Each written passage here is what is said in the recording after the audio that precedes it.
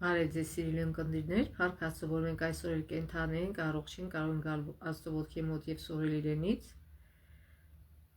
Եվ ինչպես գիտենք, մենք այս երամսյա թող Աստված մեզ օգնի իր Սուրբ Հոգին թափի, որպեսզի մենք ճիշտ հասկանանք Աստծո խոսքը եւ Աստծո ողորմությամբ եւ շնորհքով իրագործենք մեր կյանքում։ Մենք գիտենք, որ այս երամսյակում մենք ուսումնասիրում ենք մի թեմա, որը կոչվում է Աստծո սերը եւ արդարությունը, եւ այսօր արդեն 8-րդ դասն է, որը կոչվում է ազատ կամք, սեր եւ աստվածային նախախնամություն։ Եվ հիշելու համար է Հովհաննես 16:33, այս բաները ասեցի ձեզ, որպեսզի ինձնով խաղաղություն ունենաք, աշխարհում նեղություն պիտի ունենաք, բայց քաջալերվեք, որտեղ ես հաղթել եմ աշխարհին։ Ուրեմն նախախնամություն բառը շատ մարդիկ հասկանում են տարբեր ձևով եւ հիմնականում այն օգտագործվում է Աստծո գործողություններն աշխարհում նկարագրելու համար, բայց շատ կարևոր է թե մենք ինչպես ենք այն հասկանում։ Քրիստոնյաները տարբեր պատկերացումներ ունեն աստվածային նախախնամության մասին։ Ոմանք կարծում են, որ Աստված իր զորությունը գործադրում է այնպես, որ բոլոր իրադարձությունները տեղի ունենան ճիշտ այնպես, ինչպես տեղի են ունենում։ Նա իբր թե նույնիսկ նախընտրում է, թե ով պետք է փրկվի, ով կործանվի, այսինքն կանխորոշել է իբր թե ով պիտի փրկվի եւ ով պիտի կործանվի։ Եվ եթե դա այդպես է, ուրեմն մարդիկ ազատ չեն իրենց ընտրության մեջ, այսինքն կարծես թե Աստված ծրագիր է դրել մարդու մեջ, որ նույնիսկ ցանկությունները մարդու առաջանում է իր ստիպմամբ, իր որոշմամբ։ Բայց դա այդպես չէ, եթե այդպես լիներ, այսինքն եթե Աստված ծրագիր էր դրել մեր մեջ եւ կանխորոշել է, թե այս ինչը փրկվելու է, այս ինչը չի փրկվելու, ուրեմն ինչի է ինքը դատելու։ Եթե մի մարդ սարքում է ռոբոտ եւ այս որոշակի ծրագիրը այդ ռոբոտի մեջ մտցնում, բայց հետո այդ ռոբոտը անում այդ ծրագիրը, բայց այս մարդը դժգոհ է եւ խփում ջարդում է, ասենք թե խփում է կոտրում է այդ ռոբոտը, բայց ինչու՞ չէ որ այդ ծրագիրը դրել ես դու։ Այսինքն եթե Աստված կանխորոշել է, թե այս մարդը կփրկվի, այս մարդը այսպես կանե, այն մարդը այնպես կանե, այս մարդը չի փրկվի, էլ ինքը ուրեմն իրավունք չունի դատաստան անելու, որտեղ ինքն է կանխորոշել։ Էլ ինչի համար պիտի մարդուն դատի, որ մարդը այս ձևի կամ այն ձևի անում։ Ուրեմն այս տեսակետը շատ սխալ է եւ մարդիկ սխալ պատկերացում ունեն։ Ի հակադրություն այս տեսակետի աստվածաշրջան համոզիչ վկայությունները ցույց են տալիս, որ Աստված չի սահմանում տեղ ունեցող ամեն բան։ Փոխարենն ազատ կամքով վերջում մարդկանց ընդհանուր մինչև այն պահը, որ մարդիկ եւ հրեշտակները կարող են գործել ուղղակիորեն իր կամքին հակառակ։ Անկման մեղքի ու չարի պատմություն ազատ կամքի չարաշահման դրամատիկ ու ողբերգական դրսևորումն է։ Փրկության ծրագիրը նախատեսված էր ազատ կամքի չարաշահման հետևանքով առաջացած ողբերգությունը շտկելու նպատակով։ Մենք գիտենք, որ Աստված ինքնիշխան է, այսպես է, այսինքն ամեն ինչ ինքն է ղեկավարում եւ մարդիկ երբեմն ենթադրում են, որ տեղի ունեցող ամեն ինչ կատարվում է հենց այնպես, ինչպես Աստված է դա ցանկանում։ Բայց իրոք դա այդպես է։ Այդ դեպքում ինչպես կարող է տեղի ունենալ այն, ինչ Աստված չի ցանկանում։ Հետևաբար ինչ էլ որ տեղի ունենա, ինչքան էլ վատ լինի, այդ մարդիկ են այդպես ասում, որ դա Աստծո կամքն է, բայց դա այդպես չէ։ Աստված շատ բաներ չի կամենում, ինչ որ այս կյանքում կատարվում են, ինչ որ մարդիկ անում են։ Եվ ուրեմն այս աստվածաբանությունը սխալ է սովորեցնում։ Կարդանք Եսայա 30:15, քանզի այսպես է ասում Տեր Աստված, Իսրայելի Սուրբը, դարձի գալով եւ հանգիստ մնալով կփրկվեք, հանդարտությամբ եւ վստահելով կլինի ձեր զորությունը, բայց դուք չեք ուզում։ Ինչ է սա նշանակում։ Որ այս կյանքում ամեն ինչ տեղի չի ունենում Աստծո ուզելով, այլ մարդկանց ուզելով, ասում է դուք չեք ուզում։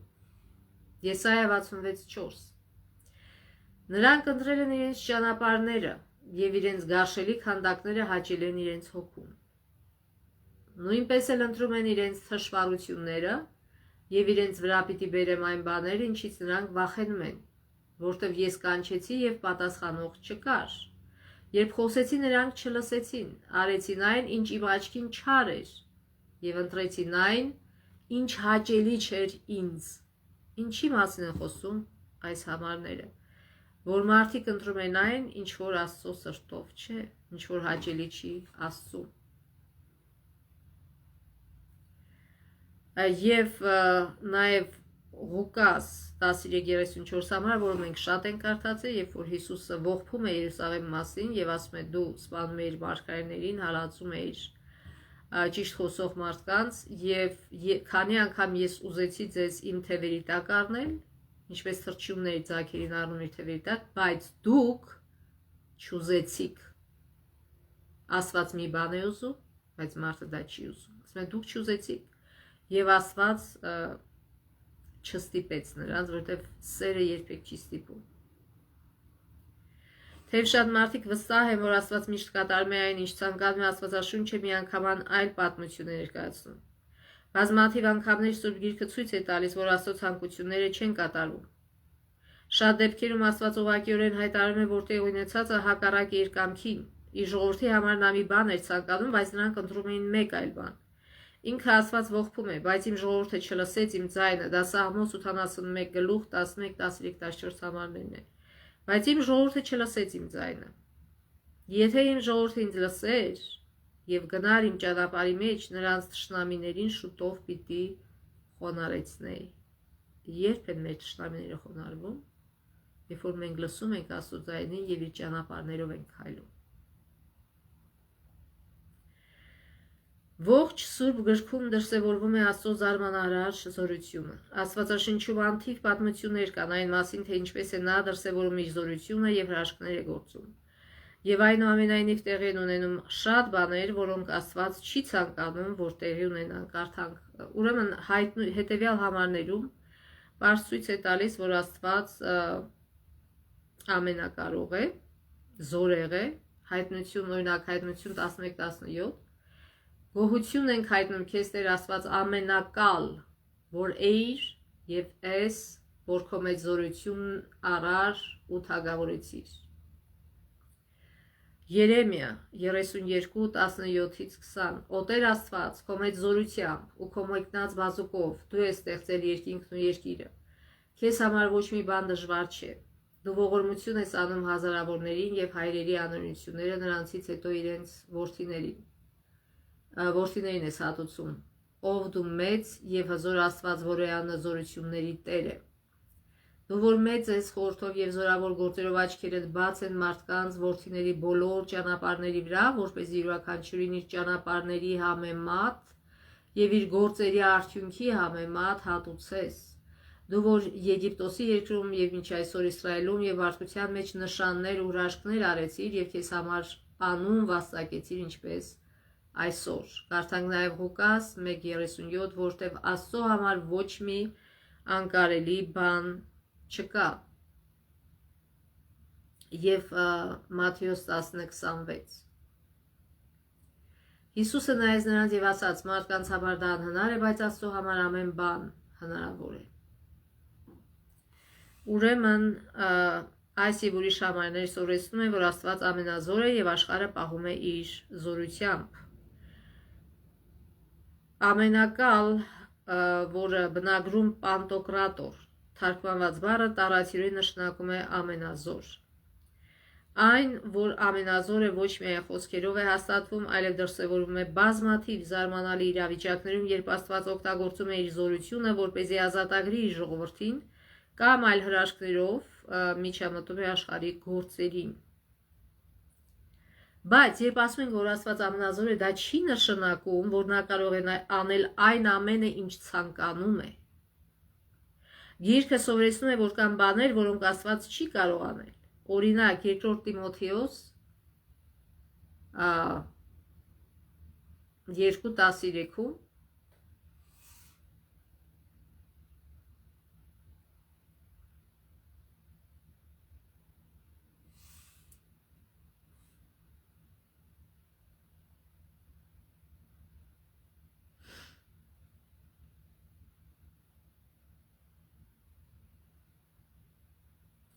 հայտարարում է, որ Աստված չի կարող իրեն ուրանալ։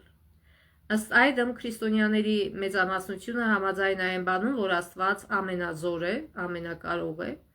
իսկ դա նշանակում է, որ Աստված զորություն ունի անելու այն ամենը, ինչ հակասություններ չի պարունակում, այսինքն այն ամենը, ինչը տրամաբանորեն հնարավոր է եւ համահունչ է Աստծո բնույթին։ Այն, որ որոշ բաներ հնարավոր չեն Աստծո համար, քանի որ բացառում են միմյանց, ակներև է Գեթսեմանի այգում Քրիստոսի աղոթքից, թեև Քրիստոսը պնդում էր, որ Աստծո համար ամեն բան հնարավոր է, ինչպես նոր կարդացինք, նա նաև աղոթեց Հորը, երբ մոտենում էր խաչելության ժամը. Հայր իմ, եթե հնարավոր է, թող այս բաժակը ինձանից հեռու անցնի, բայց ոչ թե ինչպես ես եմ կամենում, այլ ինչպես դու։ Մատթեոս 26:39։ Անկասկած է, որ Հայրը հսկայական զորություն ուներ, որպեսզի Քրիստոսին ազատագրեր խաչի տառապանքներից, սակայն նա չէր կարող այդպես վարվել, միաժամանակ փրկելով մեղավորներին։ Պետք է լիներ կամ մեկը, կամ մյուսը, երկուսը միաժամանակ հնարավոր չէր, որովհետև Քրիստոսը մեռավ մեր փրկության համար, եթե նա չմեռներ, մեր փրկությունը չէր կայանա։ Եվ Աստվածաշունչը ուսուցանում է, որ Աստված ցանկանում է փրկել բոլորին իրականում, ոչ թե ինչպես որոշ մարդիկ մտածում են, որ Աստված ընտրում է ում փրկի, ում չփրկի։ Կարդանք 1 Տիմոթեոս 2:1-6 Արդ խնդրում եմ, որ ամեն բանից առաջ աղոթեք, խնդրանք ու աղաչանք անեք, գոհություն հայտնեք բոլոր մարդկանց համար, թագավորների ու բոլոր իշխանավորների համար, որպեսզի լիակատար աստվածապաշտությամբ ու մաքրությամբ խաղաղ ու հանգիստ կյանք վարենք, որովհետև սա բարի եւ ընդունելի է մեր Փրկչի Աստծո առաջ, ով կամենում է, որ բոլոր մարդիկ փրկվեն, որ բոլոր մարդիկ փրկվեն, կամենում է, ասում է, ով կամենում է, որ բոլոր մարդիկ փրկվեն եւ ճշմարտության ճանաչմանը հասնեն, քանի որ կա մեկ Աստված եւ մեկ միջնորդ, Աստծո եւ մարդկանց միջեւ, Քրիստոս Հիսուս մարդը, որն ինքն իրեն բոլորի համար փրկագին տվեց։ Նաեւ կարդանք Տիտոս 2:11 Աստծո փրկարաշնորհը հայտնվեց բոլոր մարդկանց։ 2 Պետրոս 3:9 Տերը խոստումը չի ուշացնի, ինչպես ոմանք կարծում են, թե ուշացնում է, այլ մեր նկատմամբ համբերատար է, որովհետև չի ցանկանում, որ որևէ մեկը կորստյան մատնվի, այլ որ բոլորն էլ ապաշխարության գան։ Եվ նաև Եզեկիել 33:11 Նրանց ասա, կենդանի եմ ես, ասում է Տեր Աստված, եւ ես ամբարիշտի մեռնելուց հաճույք չեմ ստանում, այլ որ ամբարիշտը դարձի գա իր ճանապարհից եւ ապրի։ Դարձեք ձեր չար ճանապարհներից եւ դուք ինչու մեռնեք, ով Իսրայելի տուն կամ ով մարդ, ինչու մեռնես։ Այսինքն Աստված չի փրկում մեզ մեր մեղքերի մեջ, այլ փրկում է մեզ մեր մեղքերից, ասում է դարձի եկեք, որպեսզի փրկությունը ազդի ձեզ վրա։ Եվ այն, որ Աստված ամենազոր է, դեռ չի նշանակում, որ նա կարող է անել տրամաբանորեն անհնարինը։ Եթե ազատ կամք նշանակում է ինչ-որ բան անել առանց հարկադրանքի, ապա Աստված չի կարող ստիպել որևէ մեկին, որ սիրի իրեն, քանի որ որտեղ կա պարտադրանք, չկա սեր։ Եվ Հիսուսը Մատթեոս 22:37-ում մեջ է բերում երկրորդ օրինաց 6:5 համարը, կարդանք դա։ Հիսուսը նրան ասաց. «Սիրիր քո Տեր Աստծուն քո ամբողջ սրտով, քո ամբողջ հոգով, քո ամբողջ մտքով»։ Մեծագույն պատվիրանը սիրել Աստծուն վկայում այն մասին, որ Աստված իսկապես ցանկանում է, որ բոլորը սիրեն Իրան։ Սակայն բոլորը սիրում են Աստծուն, ոչ։ Բոլորը չէ, որ սիրում են Աստծուն։ Այդ դեպքում ինչու Աստված պարզապես չի ստիպում մարդկանց սիրել Իրեն։ Կրկնենք մեկ անգամ եւս, որպեսզի սերը սեր լինի, այն պետք է կամավոր արտահայտվի։ Եթե դա կամավոր չէ, ուրեմն այդ սեր չէ։ Եթե մեկը ստիպում է, որ մեկը սիրի իրեն, դա արդեն սեր չէ։ Նա կարող է համոզել իր գործողություններով, իր բառերով, իր ամեն ինչով, բայց ոչ թե ստիպել։ Կարդանք Եբրայեցիներ 6:17-18 Ուստի Աստված առավել ևս կամենալով խոսման ժառագործներին ցույց տալ իր նկատմամբ իր նպատակի անփոփոխ լինելը, այն հաստատեց երդմամբ, որպեսզի երկու անփոփոխելի բաներով, որոնք ցույց են տալիս, որ անհնար է Աստված սուտ խոսի, մենք հաստատուն մխիթարություն ունենանք, մենք, որ ապավինելով կարճեցինք մեզ առաջարկված հույսից։ Եվ նաև կարդանք Տիտոս 1:2 համար հավիտենական կյանքի հույսով, որ հավիտենական ժամանակներից առաջ խոստացավ անսուտ Աստված։ Աստված երբեք չի խաբում։ Թվոց 23:10-ին ասում Աստված մարդ չէ, որ սուտ խոսի։ Աստված միշտ պահում է իր խոսքը եւ երբեք չի խախտում խոստումները։ Հետև համապատասխանաբար, եթե Աստված ինչ որ բան է խոստացել կամ պարտավորություն վերցրել, նրա հետագա գործողությունները բարոյապես սահմանափակված են այդ խոստումով։ Քանի որ Աստված իր արարած էակներին թույլ է տալիս կատարել այլ ընտրություն, քան ինքն է նախընտրում, ուրեմն նաև Աստծուց կախված չէ, թե մարդիկ ինչ են ընտրում։ Եթե Աստված պարտավորվել է ազատ կամքով օժտել արարված էակներին, ապա մարդիկ կարող են այնպես օգտագործել իրենց ազատությունը, այդ ընտրության ազատությունը, որ նաև հակասի Աստծո իդեալական ցանկությանը։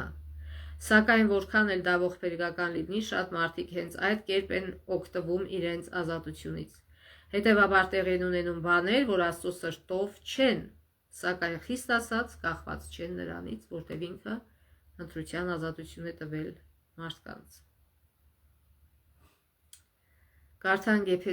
Եփեսացիներ 1:9-11 համարները, իր բարեհաճության համաձայն մեզ ճանաչեցրեց իր կամքի խորհուրդը, որ նախապես նրանում սահմանել էր, որպեսզի ժամանակներն իրենց լրումին հասնեն, որ ամեն բան Քրիստոսի մեջ բովանդակվի, ինչ որ երկնքում է եւ ինչ որ երկրի վրա։ Նրանով մենք էլ ժառանգություն ստացանք, հետևելով նրա նախասահմանված ծրագրին, որ ամեն բան հաջողացնում է իր կամքի խորհրդի համաձայն։ Նախասահմանված ծրագրին, բայց դա չի նշանակում Աստված նախասահմանել է բարի ծրագիր, փրկության ծրագիր, բայց արդյոք մարդիկ ընտրում են այդ ծրագիրը իրենց համար։ Հարցը դրանումն է։ Ուրեմն այդ հունարեն բառը, որ այստեղ թարգմանվել է նախասահմանված, ինքնին չի սովորեցնում, որ Աստված վաճառականորեն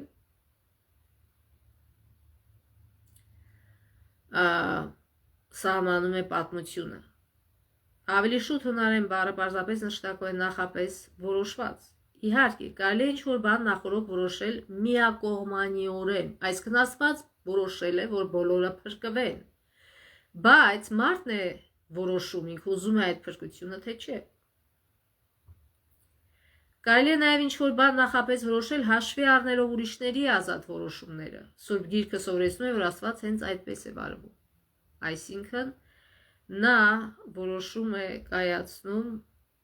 նախապես հաշվի առնելով ուրիշների ազատ որոշումները։ Այստեղ եւ այլ տեղերում, օրինակ Հռոմեացիս 8:20-30 նախասահմանված է արտահայտությունը վերաբերվում է այն բանին, թե Աստված ինչ է ծրագրում ապագայի համար, հաշվի առնելով այն, ինչ Աստված նախապես գիտի իր արարած էակների ազատ որոշումների մասին։ Այսպիսով, աստվածային նախախնամությունը կարող է պատմություն ուղղորդել դեպի իր ցանկալի բարի նպատակները բոլորի համար, նույնիսկ հարգելով մարդկանց ազատությունը, որն անհրաժեշտ է ճշմարիտ սիրո հարաբերությունների համար։ Այսինքն, առանց մարդկանց ազատության իրավունքը, ազատ ընտրության իրավունքը խախտելու, Աստված ունի շատ տարբերակներ տարբեր հարցեր լուծելու, նաև պատմության վերաբերյալ։ Եփեսացիներ 1:11-ում ասվում է, որ Աստված ամեն բան հաջողեցնում է իր կամքի խորհրդի համաձայն։ Արդյոք սա նշանակում է, որ Աստված որոշում է, որ ամեն ինչ պետք է տեղ ունենա հենց այնպես, ինչպես ինքն է ցանկանում։ Այսինքն, ասում է, Աստված ամեն բան հաջողեցնում է իր կամքի խորհրդի համաձայն, բայց ոչ թե սպառնալով, ստիպելով, ոչ, այլ իր տարբերակներով։ Ասենք, թե եթե տեսեք, ինչպես է գործում սա, մեր հետ խոսում են եւ Աստծո ներկայացուցիչները, Աստծո հրեշտակները եւ սատանայի։ Աստծո հրեշտակները մեզ համոզում են, որպեսի մենք ընտրենք ճիշտը, որպեսի երբ որ մենք աղոթում ենք, ասում ենք Աստվածաշան, այս հարցում ո՞նց անենք, նրանք ասում են։ Բայց որպեսի հասկանաս արդյոք դա Աստծո ձայնն է թե ոչ, դու պետք է այնքան լավ իմանաս Աստվածաշունչը, որտեվ եթե մի որոշում է առաջարկվում, որ հակասում է Աստծո խոսքին, ուրեմն դա նշանակում է Աստծուց չէ, այլ սատանայից։ Ոչ Աստված է պարտադրում, ոչ էլ սատանան։ Երբեք սատանան չի կարող ատրճանակը վերցնել եւ կրակել ձեր վրա, որտեղ նա սահմանափակված է իր գործողություններում Աստծո կողմից։ Բայց նրան թույլ է տրված համոզել մարդուն, այսինքն մարդ ընկնում է վատ վիճակի մեջ եւ սատանան կամ հրեշտակը իր սկսում են համոզել իրեն, որ դու ահա որ վիճակի մեջ ես, որ անլուծելի են քո բոլոր խնդիրները, որ միակ լուծումը, այսինքն մարդուն ամեն ձևով ցկտում են գցել հիասթափության մեջ կամ հուսալքության մեջ եւ ասում են միակ ճիշտ ձևը, այսինքն միակ ձևը, որ մնացել, որ դու ազատվես ինքնասպանությունն է։ Եվ ամեն կերպ մարդուն դրդում են, որ նա ինքնասպանություն գործի։ Բայց միթե, եթե մարդը իմանա Աստվածաշունչը, նա կհասկանա, որ այդ գաղափարները Աստծուց չեն, այլ Աստծո հակառակորդից, որտեղ Աստված ասում է մի սպանիր։ Աստծո խոսքը ասում է մի սպանիր։ Եվ ուրեմն հիշենք, Աստծո համար անլուծելի ոչ մի հարց չկա։ Արդեն այս խոսքը, երբ որ դուք այս միտքը, երբ որ գալիս է, որ այս հարցը անլուծելի է, դա Աստծուց չէ։ Եթե դուք ուզում եք մի բարի հարց լուծել բարի ձևով, անպայման Աստված իր օգնությունը կուղարկի։ Աստված ունի միլիոնավոր տարբերակներ տարբեր հարցեր լուծելու համար։ Եվ նա դա կարող է անել հաշվի առնելով մարդկանց ընտրությունները։ Ասենք թե նա ուզում է ինչ-որ հարց լուծել եւ ուղարկում է այդ մարդու մոտ ումից կախված, այսինքն իշխանությունը տվյալ դեպքում այդ մարդու ձեռքն է, ամեն ձև այդ մարդուն ուզում է համոզել, որ ճիշտ որոշում կայացնի, բայց այդ մարդու ձեռքն է ի վերջո ինչ որոշում կատարի, ինչպես Պիղատոսի հարցը։ Աստված տարբեր ձևերով հասկացրեց Պիղատոսին, որ Հիսուս Աստծո որդին է իրոք եւ չի կարելի իրան դատել, բայց վերջի վերջո Աստված չստիպեց Պիղատոսին, որտեղ Պիղատոս ուներ ազատ ընտրության իրավունք եւ այդ իրավունքը նա օգտագործեց իդեմ իր փրկության, այսինքն Պիղատոսի փրկությունն էր այդ ժամանակ որոշվում, ոչ թե Հիսուսի,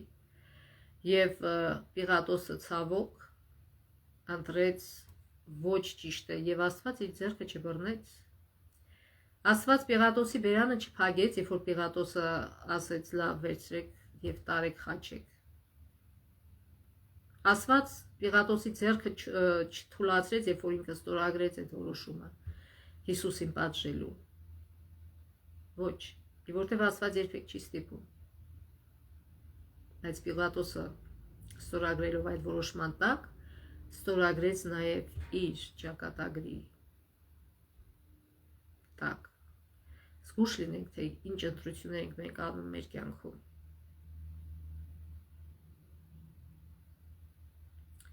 Ուրեմն չպետք է այս մասին գաղափար կազմել միայն որևիցե համար կարդալով, որտեղ բազմաթիվ համարներ որ կարդացին, որ Աստված ուզում է, որ նախասահմանել է բոլորիս փրկության համար, բայց մեր ընտրությունն է որոշում մեր փրկությունը։ Ուրեմն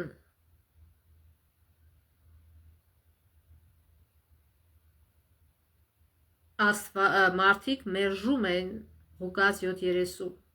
այնինչ Աստված կամենում էր նրանց համար։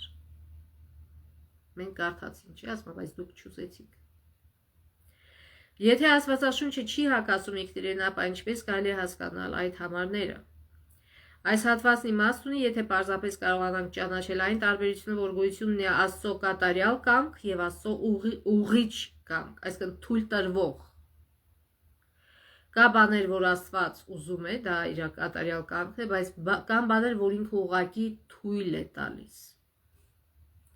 Աստծո կատարյալ կամքն այն է, որ Աստվածը նախընտրում է, որ տեղի ունենա եւ ինչ տեղի կունենար, եթե բոլորը միշտ հենց այնպես վարվեին, ինչպես Աստված է ցանկանում։ Մյուս կողմից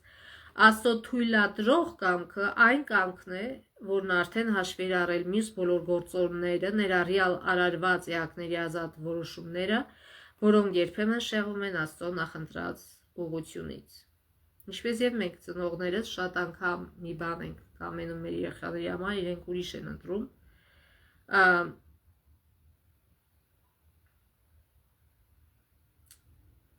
Ուրեմն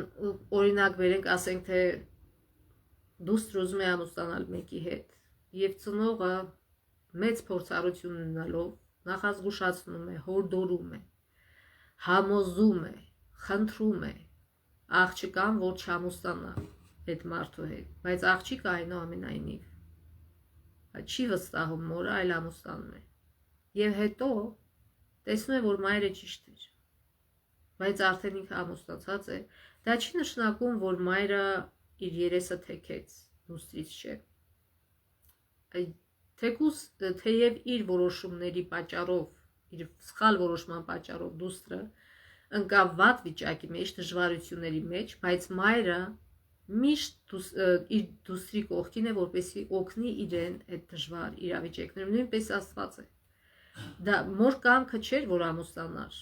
տվյալ մարդու հետ, բայց այնուամենայնիվ ամուսնացավ, բայց չի նշանակում, որ մայրը սկսեց ատել իր աղջկան, ոչ, այլ հակառակը ամեն ինչ անում է, որ թեթևացնի իր տառապանքները, իր դժվարությունները։ Ապագայի վերաբերյալ Աստծո նախախնամությունը այնքան հզոր է, որ նույնիսկ իմանալով բոլոր տարբերակները, ներառյալ վատ ընտրությունները, որ կատարում են մարդիկ, նա այնուամենայնիվ այնպես է անում, որ ամեն ինչ գործակից է լինում նրանց բարիքի համար։ Հռոմեացիս 8:28-ը հենց այդպես է ասում, որ Աստված նրանք, ովքեր սիրում են Աստծուն, նրանց կյանքում ամեն ինչ, նույնիսկ եթե չար բան է կատարվում, դեպի բարին է տանում։ Եվ սա շատ մխիթարական է մեզ համար։ Եթե միայն ամեն ինչ տեղի ունենար Աստծո կատարյալ կամքի համապատասխան, երբեք չարիք չէր լինի։ Միայն սիրո ու ներդաշնակության կատարյալ երանություն կլիներ։ Ի վերջո տիեզերքը կվերականգնվի Աստծո կատարյալ կամքի համապատասխան, միևնույն ժամանակ Աստված իր կամքը գործադրում է հաշվի առնելով իր արարած էակների ազատ որոշումները։ Պատկերացրեք թխելու մրցույթ, որտեղ բոլոր մասնակիցները պետք է օգտագործեն բաղադրիչների որոշակի հավաքածու, սակայն նրանք կարող են ավելացնել ցանկացած այլ բաղադրիչ, որպեսզի թխեն իրենց ցանկացած տեսակի տորթը։ Ի վերջո, ինչպիսի տորթ էլ թխի հրուշակագործը, այն պետք է գոնե մասնակիորեն ընդգրկի այն բաղադրիչները, որոնք նա չի ընտրել։ Եվ վերջի վերջո այդ տորթի համը որոշվում է իրենց ավելացրած բաղադրիչներով։ Օրինակ, ասենք թե մեկը որոշում է խառնել իր տորթին ելակի համ, մյուսը նարնջի համ, այն մյուսն էլ ասենք թե դառը ինչ-որ բան է խառնում, դառը բաղադրիչ, կամ մեկն էլ թթու, կամ մեկն էլ կծու է խառնում այդ տորթի հետ։ Այսինքն ինչ է դուրս գալի։ Գիտեք, վերցնենք այսպես, Աստված այդ բաղադրիչները, որ մստվել է, բոլորն էլ քաղցր են, հաճելի են, բայց մենք մեր ընտրություններով մեր կյանքին խառնում ենք դառը, կծու, թթու, որոշ դեպքերում հաճելի են կծուն եւ թթուն, բայց ոչ տորթի մեջ եւ սահմանափակ չափով, բայց դառը երբեք մարդը չի սիրում դառը եւ ուրեմն հիմա ով էր մեղավոր, որ այդ մարդու տորթը եղավ դառը կամ կծու կամ թթու։ Իհարկե ինքը, որտեվ ինքն էր այդ բաղադրիչները խառնել։ Այսինքն Աստված ուզում է, որ իր բաղադրիչները միայն քաղցր հաճելի բաղադրիչներ խառնված լինի մեր կյանքում, բայց չարը սատանան խաբում է մարդկանց դառը ներկայացնելով որպես քաղցր, եւ այդպես մարդը ընկնում է մոլորության մեջ, բայց ինքն է որոշում լսել եւ ընկնել որոշման մեջ, այդ դառնության մեջ, որովհետեւ չի ուզում ուսումնասիրել Աստծո խոսքը եւ հասկանալ որն է Աստծո կամքը։ Եթե մարդ իմանա Աստծո կամքը եւ ցանկություն ունենա Աստծո կամքին հնազանդվելու, նա կխուսափի այդ դառնությունից։ Ուրեմն ճիշտ նույն ձևով, քանի որ Աստված պարտավորվել է հարգել ստեղծված արարածների սիրո համար անհրաժեշտ ազատությունը, ապա համաշխարհային պատմությունը սահմանող բաղադրիչներից շատերը Աստծո կողմից չեն ընտրված, գործնականում նույնիսկ հակասում են Աստծո ցանկությանը։ Այդ տեսակետից աստվածային նախախնամությունը պարզապես միաչափ չէ, կարծես Աստված միակողմանիորեն վերահսկում է տեղ ունեցող ամեն ինչ ավելի շուտ, սա պահանջում է առնվազն երկչափ հայացք Աստծո նախախնամության վերաբերյալ։ Որոշ բաներ այս աշխարհում տեղ են ունենում Աստծո կամքով, սակայն այլ պատահարներ արարված էակների ազատ որոշման արդյունք են, ինչպիսին է գոյություն ունեցող ամբողջ չարիքը։ Վերջում կարդանք Հովհաննես 16:33 համարը։ Այս բաներն ասացի ձեզ, որպեսզի ինձ ադող խաղաղություն ունենաք, աշխարհում նեղություն պիտի ունենաք, բայց քաջալերվեք, որովհետև ես հաղթել եմ աշխարհին։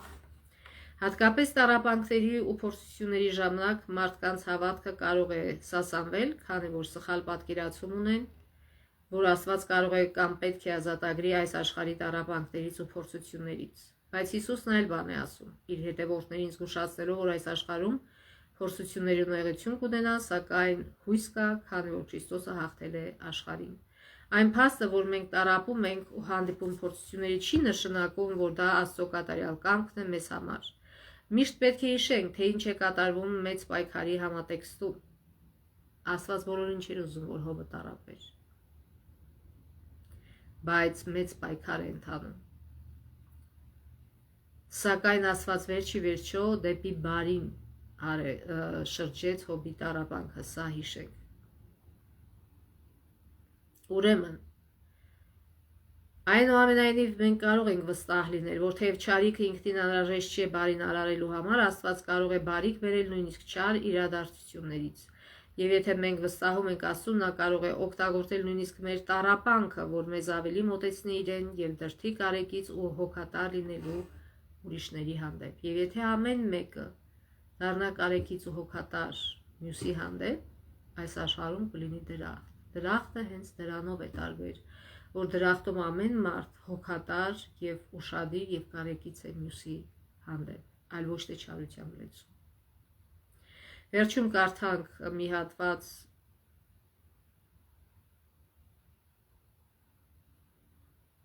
Էլեն Ուայթի դարերի փափագից։ Մեր փրկության ծրագիրն ուշացած մտահղացում չէր, ի հայտ եկած Ադամի անկումից հետո, դա հայտնությունն էր այն խորհրդի, որ հավիտենական ժամանակներից ի վեր լուռ պահված էր, ինչպես ասում է Հռոմեացիներ 16:25-ը։ Դա բացահայտումն էր այն սկզբունքների, որոնք հավերժական դարերից ի վեր Աստծո գահի հիմքն են եղել։ Հենց սկզբից Աստված եւ Քրիստոսը գիտեին սատանայի ապստամբության, ինչպես նաեւ մարդու անկման մասին խռովարարի մոլորեցնող ուժի միջոցով։ Այսինքն իրանք գիտեին, իրանք չէին կանխորոշել, իրանք չէին ուզում, բայց իրանք գիտեին, որ եթե ազատ կամքի ընտրություն է տվել, հնարավոր է, որ մեկը չուզենա իրեն հնազանդվել, Աստված դա լավ գիտեր։ Եվ դրա համար նախորոք փրկության ծրագիր մշակեցին, թե երբ որ դա տեղի ունենա, ինչպես կարող են փրկել արարածներին։ Աստված չէր սահմանել, որ մեղքը գոյություն ունենա, բայց նա կանխատեսել էր դրա գոյությունը եւ միջոցներ ձեռնարկել կասեցնելու այդ սոսկալի աղետը։ Եթե կանխորոշել եւ կանխատեսել, դրանք տարբեր բառեր են։ Աստված չի կանխորոշել չարությունը։ Աստված կանխատեսել է, որտեղ ինքը գիտի, ինքը բարության աղբյուրն է, եւ եթե իր արարածը իրենց հեռանա, չարություն է լինելու։ Այսինքն ինքը կանխատեսել էր այդ չարությունը։ Նորից ոչ թե կանխորոշել էր, այլ կանխատեսել էր եւ միջոցներ էր ձեռնարկել, որպեսզի այդ չարությունը կանացնի, կասեցնելու այդ սոսկալի աղետը։ Այնքան մեծ էր նրա սերն աշխարհի հանդեպ, որ նա համաձայնեց տալ իր միածին որդուն, որպեսզի ով նրան հավատում է չկորչի, այլ հավիտենական կյանք ունենա։ Ուրեմն Փառք Աստծո, շնորհակալ ենք Աստծուց այս գեղեցիկ եւ լավ դասերի համար, այս ճշմարտության համար, որ հնարություն ենք ճանաչելու, որ մեր Աստված բարի է եւ նա կարող է նույնիսկ շարիքը մեր կյանքում ի բարին դարձնել եւ եթե մենք հանձնենք մեր կյանքը, մեր սիրտը իրեն։ Եվ պետք չէ հապաղել այդ հարցում, որտեղ մենք երբեք չգիտենք, թե վաղը մեր հետ ինչ է լինելու։ Փրկության օրը այսօր է։ Թող Աստված մեզ իմաստություն տա գալիք շաբաթվա բոլոր օրերին, որպեսզի մենք ձգտենք եւ հասկանանք Աստծո կամքը, իսկ դա հնարավոր չէ առանց Աստվածաշունչի ուսումնասիրելու, եւ երբ որ իմանանք Աստծո շնորհքով իրագործենք մեր կյանքում, թող Աստված օրհնի մեզ այս հարցում Աստծո ողորմությամբ մինչեւ մյուս շաբաթ։